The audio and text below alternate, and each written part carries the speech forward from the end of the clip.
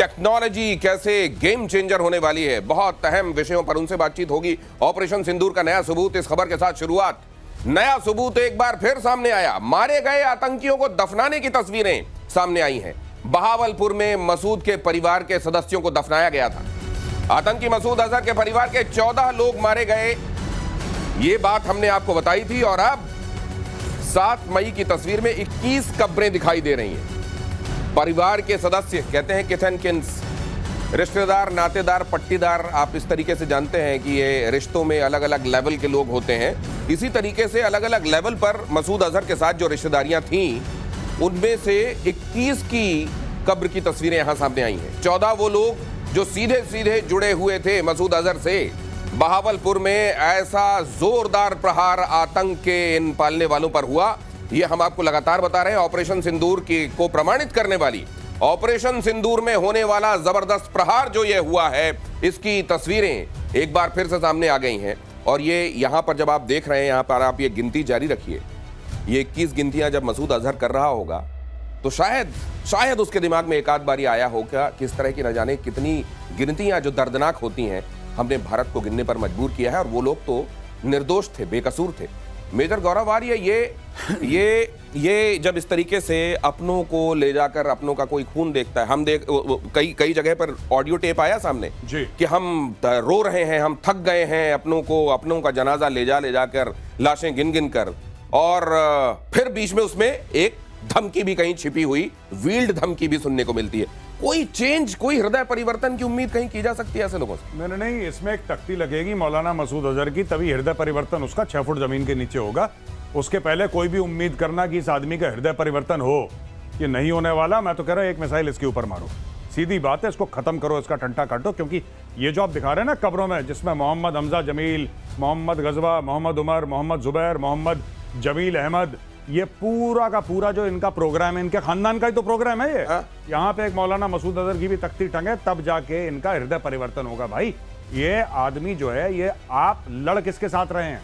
आप असुर शक्तियों के साथ लड़ रहे हैं। सबसे पहले क्लियर कर लीजिए, ये जो लड़ाई है भारत पाकिस्तान की, ये 2 देशों के बीच में नहीं है, ये देवों और असुर के बीच में लड़ाई है, असुर शक्तियों के बीच में। तो जब ये नहीं जाएगा जमीन के नीचे, जब तक इसका हृदय परिवर्तन नहीं होने वाला। दिनेश, जब तक भय नहीं घुसेगा, भय बिन होए न प्रीत। हाँ, भय नहीं घुसेगा, भय ऐसा घुसे कि दिल कांपने लगे, तभी हृदय परिवर्तन होगा। ये पहली बार महसूस तो किया होगा मसूद अजहर ने, महसूस तो किया होगा। महसूस किया, बहुत महसूस किया। आवाज भी तो आई थी, काश मैं मर जाता। आवाज भी तो आई थी, तो मुझे उठा ले अल्लाह। उठा ले अल्लाह। तो उठाने वाली आवाज क्यों आई? ये भय वाली आवाज थी। इनको भय से आप भर सकते हैं, इनको किसी उसी भावना से नहीं भर सकते। भय के अलावा और किसी भावना के भरे जाने की कोई उम्मीद नहीं है। और मेजर गौरव आर्य तो ये कह रहे हैं कि ये 6 फुट जमीन के नीचे जब तक नहीं जाएंगे, वहां सड़ते हुए असल में जो परिवर्तन शरीर में होता है, वो इसमें कोई हृदय का परिवर्तन हो तो हो जाए, लेकिन हृदय परिवर्तन भावनाओं के हिसाब से हो जाएगा, ये समझा नहीं जा सकता। ऐसे लोगों के साथ तो ऐसा नहीं होने वाला। भारत के हाथों पिटने के बाद पाकिस्तान का बड़बोलापन जरा देखिए। पाकिस्तान के रक्षा मंत्री ख्वाजा आसिफ का एक और झूठ, भारत के 10 फाइटर को गिरा सकते थे हम। ख्वाजा आसिफ ने कहा 5 ही गिराए क्योंकि मातम हो जाता। और जब मैं ये आपको दिखा रहा हूं, पीके श्रीवास्तव लगातार हंसते चले जा रहे हैं। इतना हास्यास्पद आप कोई बात कहें, पूरी दुनिया में उसकी खिल्लियां उड़े, आप मालूम है आपको आप क्या कह रहे हैं, लेकिन उसके बावजूद आप कहें। ख्वाजा आसिफ कह रहे हैं कि मातम हो जाता इसलिए छोड़ दिया, 10 लॉक किए हुए थे। अच्छा, वहां पे हामिद मीर बैठा, हामिद मीर कहता अच्छा ऐसा था 10। हामिद मीर वही बंदा है जिसकी छाती पे 2 गोलियां मारी थी पाकिस्तानी फौज ने, क्योंकि ये बहुत उछल रहा था साहब। यही था जो अजमल कसाब के घर में कैमरा लेकर गया था। ये गया था अजमल कसाब के घर में कैमरा लेने, दुनिया को ब्रेकिंग न्यूज देने कि नहीं अजमल कसाब जो है वो पाकिस्तानी है, ये देखो। उसके बाद इसको करा टाइट, इसकी कसी चूड़ियां। और आज ये तारीख है कि हामिद मीर के सामने वो कह रहा है कि हम 10 जहाज गिरा सकते थे। कह रहा अच्छा 10 गिरा सकते थे? हाँ 10 नहीं, मैं कह रहा हूं तुम 100 गिरा सकते थे, खुश हो जाओ बस। गौरव, ये सोशल मीडिया से पिकअप किया है ना यहाँ। पिछली बार तो कहा था इसने ना, सोशल मीडिया में आया है, वहीं से पिकअप किया बेचारे ने। मैं तो कह रहा हूं सर, ये पता नहीं, ये अजीबोगरीब है पाकिस्तानी पर। लेकिन देखिए, एक बहुत बड़ी कहावत है कि जो कौम के रहनुमा होते हैं ना, वो वही मिलते हैं जो कौम डिजर्व करती है। ये लोग डिजर्व बिलावल भुट्टो करते हैं, ये लोग डिजर्व ख्वाजा आसिफ करते हैं। जो लोग ऐसी छोड़ें, भाई साहब ऐसी ऐसी छोड़ेंगे हम 10 गिरा। अब ये 10 का फिगर कब आया? अब देखना, ये कभी इसने पहले बोला था? ये अभी इंटरव्यू के दौरान जब सामने हामिद मीर पूछता है कि साहब क्या हुआ, ऐसा है हामिद साहब कि हम 10 गिरा सकते थे लेकिन वहां पे मातम हो जाता। अगर इसके मन में 15 आता है 15 बोल देता उसको। दिनेश ऐसा है, छोड़ने में फीस लगती है, छोड़ने में कोई फीस नहीं लगती। ऐसा है कि 5 गिराने से मातम नहीं होगा, ये उसको थ्रेशोल्ड पता था। थ्रेशोल्ड पता था, लेकिन 5 तक मातम नहीं होगा। सर बिल्कुल ठीक बात करी सर आपने, very good sir, I am so. 5 गिराने से मातम नहीं होता, उसको यह पता था कि 10 गिराएगा तो मातम हो जाएगा, तो उसने बोला नहीं यार मातम हो जाएगा। हिंदुस्तानियों के आंख में मासूम नहीं देख सकते, इसलिए हमने नहीं गिराया। कितने बड़े दिल वाले देखो। ख्वाजा आसिफ, बिलाल, ये आप देखिए किस किस तरीके के लोग हैं पाकिस्तान में। और ऑपरेशन सिंदूर को लेकर एक बड़ा खुलासा, इंडियन एयरफोर्स के अटैक से पाकिस्तान में बड़ी तबाही, 6 पाकिस्तानी लड़ाकू विमानों के उड़ाए परखच्चे, C-130 विमान और कई क्रूज मिसाइलें तबाह। भारत ने पाकिस्तान के 2 अवैक्स भी मार गिराए थे। पाकिस्तान की 30 से ज्यादा मिसाइलें मार गिराई हमने। ये अब अवैक्स तो 2 ही हैं, अगर दोनों मार दिए गए हैं तो फिर क्या उनके पास अब कोई अवैक्स नहीं है? अब देखिए ये छतरी लेके उड़ेगा, अवैक्स तो इनके उड़ गए। मुझे समझ में नहीं आता, ये जो बिलावल भुट्टो है ना, बिलावल भुट्टो की मदर का कत्ल आतंकवादियों ने कर दिया था। उसकी मदर बेनजीर भुट्टो का कत्ल कर दिया था। इसके नाना का कत्ल फौज ने कर दिया। और इस आदमी में इतनी गैरत नहीं है, इतनी शर्म नहीं है कि जिन लोगों ने इसकी मां को मारा, जिन लोगों ने इसके नाना को मारा, जिसकी अभी भी भुट्टो अभी जिंदा है, भुट्टो अभी जिंदा है, ये लोग जो डायलॉग मारते हैं पूरे सिंध में, ओ भाई तुम्हारे खानदान को साफ कर दिया इसी फौज, पाकिस्तानी फौज ने। इन्हीं आतंकवादियों ने तुम्हारी मां को मारा, इन्हीं दहशतगर्दों ने मारा, फिर तुम्हें शर्म नहीं आ रही, इन्हीं के तलवे चाट रहे हो। This is the moral character of Bilawal Bhutto. कोई और होता ना, कोई और होता तो चढ़ दौड़ता इनके ऊपर, लेकिन नहीं, इनको अपनी सत्ता बनाए रखनी है भाई साहब। कोई बात नहीं, अगर अपनी नाना और मां के कब्र के ऊपर अपना तख्त रखना और तख्त के ऊपर बैठ के राज करना हो तो इनके लिए वो भी जायज है। दे डोंट केयर, इनको कोई फर्क नहीं पड़ता। लेकिन बिलावल जब बोलते हैं तो आप जो खानदान बता रहे हैं, वो खानदानीपन, उनकी नफासत और अंदाज, जिस अंदाज में बोलते हैं वो झलकता है उसमें। अब पता नहीं क्या झलकता है साहब, मैं नहीं कह सकता कुछ ज्यादा। मैं आप फिर झलक की बात मत करिए। वो झलक जो मिलती है वो उस झलक की बात नहीं करना चाहते। की बात मत करिए। हमारा कोई एक बात है, जो आपने अभी लिस्ट दी ना कि 6 विमान गिरे, 2 वो गिरे, 10 मिसाइल्स गिरी, एक्चुअली उससे कहीं ज्यादा है। अगर आप एस्टिमेट देखें और बहुत रिलायबल एस्टिमेट देखें, कम से कम 8 गए हैं विमान। और जो एयर डिफेंस यूनिट्स गई, जो रनवे तबाह हुए, जो हैंगर्स तबाह हुए, भुलारी में तो 80 फीट का बना गड्ढा ना हैंगर के ऊपर। तो ये सब चीजें जो हुई हैं, इसके लिए उसका कॉस्ट लगाएंगे, वो 5 से 7 बिलियन डॉलर आएगा। सर इन्होंने 10,000 रुपए का तिरपाल ऊपर से लगाया, कह रहा सब ठीक है। एंड अब बोलारी में बोलारी में सर तिरपाल लगा दिया उन्होंने, क्या कह रहा सब बढ़िया है, कोई दिक्कत नहीं, घर की बात है, ये तो तिरपाल लग गया। अब क्या दिक्कत, अब आप कैसे बात करेंगे? आप पाकिस्तान को आपने बोला हमने ब्रह्मोस मार दिया, वो कह रहे हमने तिरपाल लगा दिया। उनकी तरफ से सब चैप्टर 0 + 0 = 0, कहानी खत्म हो गई। वो कह रहे हमने तिरपाल लगा दिया। यहाँ ये ऐसे रो रहे हैं दिनेश, ये मार ऐसी पड़ी है, कहते हैं ना मारूंगा 10 गिनूंगा 2। ये उस टाइप वाली मार पड़ गई है इस बार। ये मार इतनी, और मारने वाला देखिए, खूबी देखिए इसकी कि मारने वाला कई जगहों पर ये नहीं बता रहा है कि मैंने कितना मारा, लेकिन जो पिटने वाला है वो पहले तो इनकार करता है, फिर कहता है मेरे को बहुत मार पड़ी है। और उससे पूछा अच्छा सही में मार पड़ी है? नहीं मार नहीं पड़ी, एक्चुअली मैं पिटा बहुत हूं। ऑपरेशन सिंदूर को लेकर सीडीएस का बड़ा खुलासा। 10 मई की रात पाकिस्तान ने 48 घंटे युद्ध की प्लानिंग की थी, 48 घंटे लड़ाई करना चाह रहा था। सीडीएस ने कहा पाकिस्तान ने कई जगहों पर एक साथ हमले किए थे। सीडीएस ने कहा भारत के पलटवार से सिर्फ 8 घंटे में हैसियत पता चल गई थी।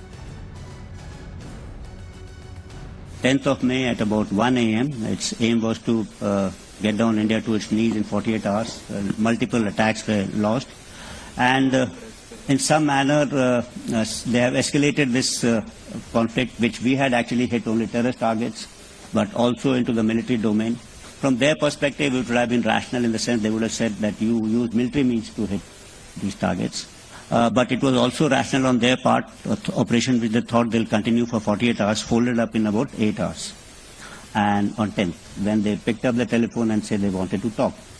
And I think that the rationale behind this the realization coming in, stemmed from 2 facts. That one is they must have assumed that if they continued this mode, they're likely to lose much more. 48 घंटे लड़ना चाह रहे थे भाई लोग, और 8 घंटे में घुटने टेक दिए। यही होता है जज्बा, जज्बा तो है ना। सर जज्बे वाली कौम है। पहले आप हाँ, सर प्लीज दिनेश मैं ये कहना चाहता था 48 घंटे लड़ना चाहते थे, लेकिन जब सामान ही खत्म हो गया आपने सारा तो मार दिया। तो सामान क्या होता है, तिरपाल है ना, जज्बा तो है। जज्बा बच गया, सामान खत्म लड़ने वाला। तो उसने कहा भाई साहब नमस्कार, आप बताइए बंद करिए इसको।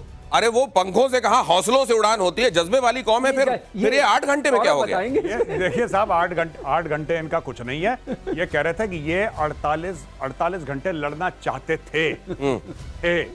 मैं भी चाहता हूं कि मेरे बैंक में अरबों डॉलर हो। मैं चाहता हूं। कहीं ये तो नहीं कहेंगे कल ये कि 8 घंटे बाद मुझे लगा मातम हो जाएगा, इसलिए मातम, क्योंकि नहीं देखिए साहब उन्होंने बोला कि 10 घंटे अगर हम लड़ते तो मातम हो जाता, इसलिए हमने 8 घंटे में बंद कर दिया। देखिए ये बात क्लियर सही है, ये बात सही है। 10 घंटे में मातम हो जाता भारत में।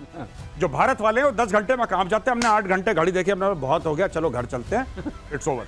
लेकिन पाकिस्तान ये भी बता रहा है कि उसको भारत के पीड़ा से बड़ी तकलीफ होने लगी। बिल्कुल, भारत की जब कभी भारत में पीड़ा होती है तो अब उसे तकलीफ हो जाती है, क्योंकि उसको मालूम है कि अगर वहां पीड़ा हुई तो तकलीफ हमको हो जाएगी। करेक्ट, सही पकड़े दिनेश, आप बिल्कुल सही पकड़े हैं, सही पकड़े हैं। सही ये लेकिन इस बार जैसा इनको हमने पकड़ा है, मुझे नहीं लगता इससे पहले ये पकड़े गए हैं। लेकिन उसके बावजूद मुझे सर इस बात की हैरानी होती है कि यूनाइटेड नेशन सिक्योरिटी काउंसिल, वहां जिस तरह की जिम्मेदारी दी जाती है सर, मालूम है इसको किस बात की जिम्मेदारी है? इसको जिम्मेदारी की गई है कि तुम आतंक के खिलाफ निगाह रखोगे। ये आपने देखा, अगर आप चोर को इस बात की जिम्मेदारी की दी गई। दिनेश पुराना है। नहीं, सही बंदे को देखिए, सही बंदे को दिया, सही बंदे को जिम्मेदारी दी है United nation security council. Pakistan को बोला है कि तुम आतंक के ऊपर नजर रखना।